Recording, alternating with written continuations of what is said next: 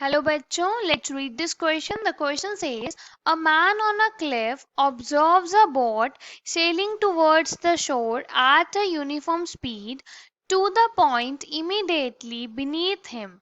The angle of depression of the boat is 30 degree. 3 minutes later, the depression is found to be 60 degree.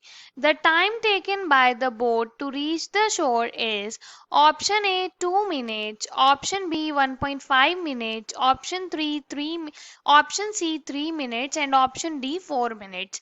इस क्वेश्चन में हमें बोला है एक मैन है क्लिफ पे और वो एक बोट को ऑब्जर्व कर रहा है और बोट जो है वो यूनिफॉर्म स्पीड पे जो है ट्रैवल कर रही है और एंगल ऑफ डिप्रेशन बोर्ड का 30 डिग्री है और 3 मिनट्स बाद जो एंगल ऑफ डिप्रेशन है वो 60 डिग्री है। तो हमें बताना है कि कितना टाइम लगेगा बोट को शोर पे पहुंचने के लिए।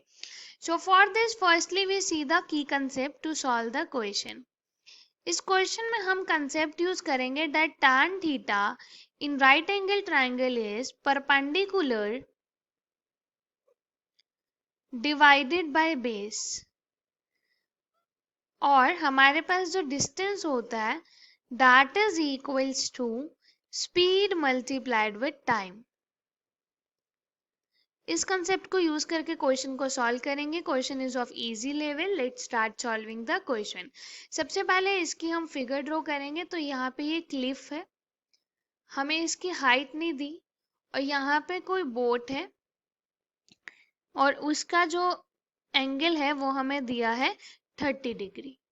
आफ्टर 3 मिनट्स वो बोट यहाँ पे आ गई और ये जो एंगल है वो हमें 60 डिग्री दिया है और ये हमारे पास B और A ये क्लिफ है। तो इसको ज्वाइन करते हैं। ये हमें हाइट नहीं दी, इसको हम x लेट करते हैं। ये जो डिस्टेंस है CD ये D1 हो गया और DB डिस्टेंस D2 हो गया। ये BD जो डिस्टेंस है इसे हमने D2 ले लिया। यहाँ से ये एंगल ऑफ डिप्रेशन दिया था, ये 30 डिग्री दिया था और ये 60 डिग्री दिया था, जिसकी वजह से ये नीचे एंगल 30 डिग्री और 60 डिग्री आ गई। अब हमें क्या करना है, टाइम बताना है कि जब वो बोट डी पे आ गई, सी से डी तक तो वो ट्रेवल की 3 मिनट्स में, अब डी से बी में पहुंचने के लिए उसे कितना टाइम लगेगा। तो हम लेट करते हैं, let uniform speed of boat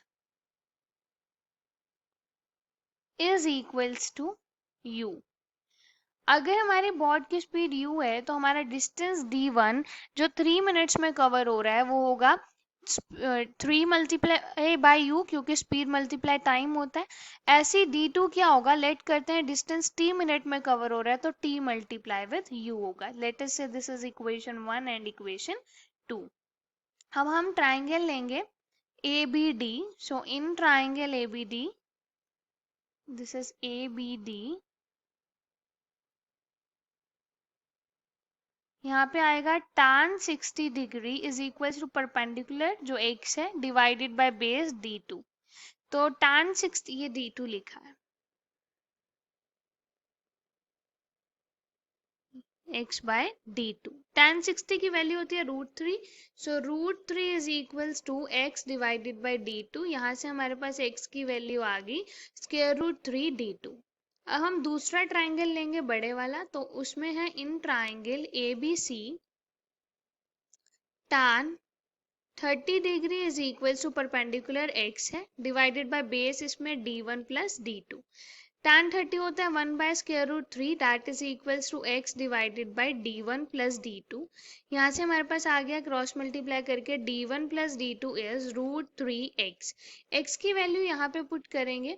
late ये इक्वेशन स्टार है तो स्टार से हम यहाँ पे वैल्यू पुट करेंगे x की, तो हमारे पास आएगा d1 plus d2 is equals to √3 multiply with √3 d2।